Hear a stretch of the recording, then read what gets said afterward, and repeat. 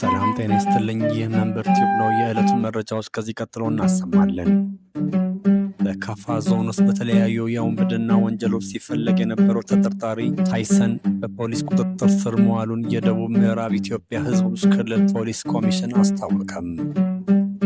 የተጠርጣሪው መያዝ የሕግ የበላይነትን የሚያረጋግጥና በክልሉ ወንጀል ፈጽሞ መሰወር እንደማይቻል ማሳያ መሆኑንም ተገልጿል።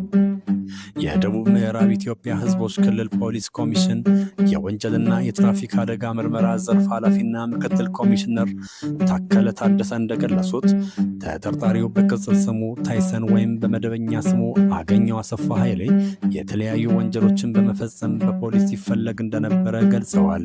እንደ ምክትል ኮሚሽነር ታከለ ገለጻ ተጠርጣሪው በካፋ ዞን ጊምቢ ወረዳ ዮቢቶ ቀበሌ በተለምዶ 460 ተብሎ በሚጠራበት መስከረም 22 ቀን 2018 ዓ.ም በስፍራው ፍልጥ ለመጫን የገቡትን አሽከርካሪና ረዳቱን ያለኔ እውቅና ገብታችሁ አስጭናችኋል በሚል በታጠቀው ህገወጥ ሽጉጥ ረዳቱን በቀኝ ደረቱ ላይ አንድ ጊዜ ተኩሶ በመምታት ጉዳት አድርሶበት ከአካባቢው መሰወሩንም ተናግረዋል።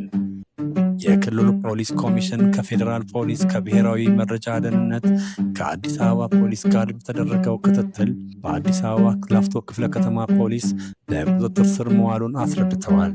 ተጠርጣሪው ከዚህ ቀደም በነፍስ ግድያ፣ በውንብድና ወንጀሎች ተከሶ 16 ዓመት ተፈርዶበት እንደነበር ፖሊስ በወንጀል ሪከርዱ መዝገቡ ላይ ተመዝግቦ እንደሚገኝ ጨምረው አስረድተዋል። የክልሉ ፖሊስ ኮሚሽን በግለሰቡ ላይ የጀመረውን የምርመራ ውጤት እንዲያገኝ ቀደም ሲል በአካባቢው የውንብድና፣ የነፍስ ግድያና ሌሎች ወንጀሎችን የሚፈጽም እንደነበርና ህብረተሰቡ ፖሊስ ዘንድ ቀርቦ ማስረጃ እንዲሆን ጠይቀው ምርመራው እንደተጠናቀቀ ለአቃቤ ሕግ በመላክ ክስ እንዲመሰረትበት ምክትል ኮሚሽነር ታከለ ለዝግጅት ክፍላችን ገልጸዋል። ፖሊስ ግለሰቡን ለመያዝ በሚያደርገው ጥረት ለፖሊስ መረጃ በመስጠት የተባበሩ የህብረተሰብ ክፍሎችን ለመያዝ የተባበሩ የጸጥታ ተቋማትን መኖራቸውን ያመለከቱት ምክትል ኮሚሽነር ታከለ በራሳቸውና በፖሊስ ኮሚሽኑ ስም ምስጋናቸውን አቅርበዋል።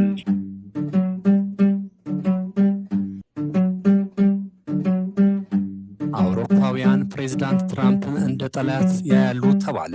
ዋና መስሪያ ቤቱን በፈረንሳይ ያደረገው ዩሮ ባዙካ የተሰኘው ተቋም በ9 የአውሮፓ ህብረት አባላት ሀገራት ውስጥ ለዜጎች ባቀረበው መጠይቅ መሰረት በማድረግ 48 በመቶ አውሮፓውያን የአሜሪካ ፕሬዝዳንት ዶናልድ ትራምፕን ለአህጉራቸው ጠላት ናቸው ብለው ያምናሉ ሲል አመላክቷል።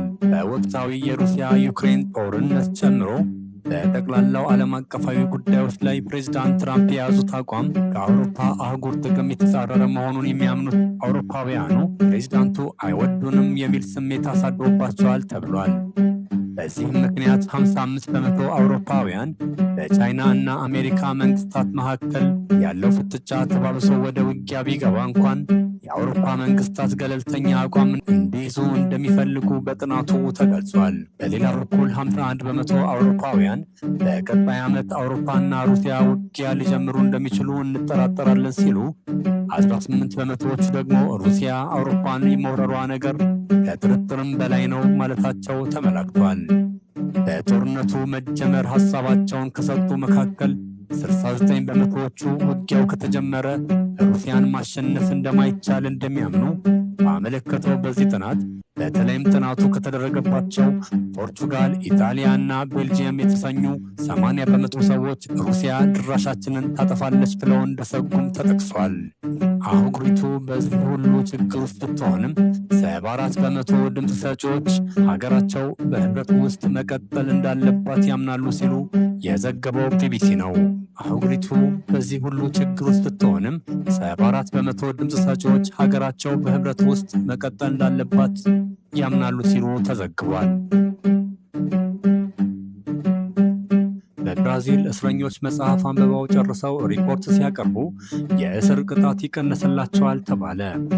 ብራዚል ውስጥ በንባብ ምህረት የሚል ስያሜ የተሰጠው አዲስና ፈጠራ ያለው ፕሮግራም እስረኞች በማንበብ የእስር ጊዜያቸውን እንዲያሳጥሩ እድል እየተሰጣቸው ነው ተባለ። በዚህ ፕሮግራም መሰረት አንድ እስረኛ በአንባቢዎች ኮሚቴ ተቀባይነት ያገኘንና በጥንቃቄ የተጻፈ የትንታኔ ሪፖርት ያቀረበበትን እያንዳንዱን መጽሐፍ ሲያጠናቀቅ ከቅጣቱ 4 ቀናት ቅናሽ ያገኛል። ይገኛል። ይህ ፕሮግራም የእስር ጊዜን ከማሳጠር በላይ ዓላማ አለው። ትኩረቱ በእውቀት አማካኝነት እስረኞችን መልሶ ማቋቋም ላይ ነው። እስረኞች ውስብስብ ከሆኑ ሀሳቦች፣ ገጸ ባህሪያትና ጭብጦች ጋር በመጋፈጥ ወሳኝ አስተሳሰብ ክህሎቶችን፣ የንባብና ጽሑፍ ችሎታቸውን ያሻሽላሉ ተብሏል። እንዲሁም ስለ ዓለም ሰፋ ያለ አመለካከትም ያገኛሉም ብለዋል።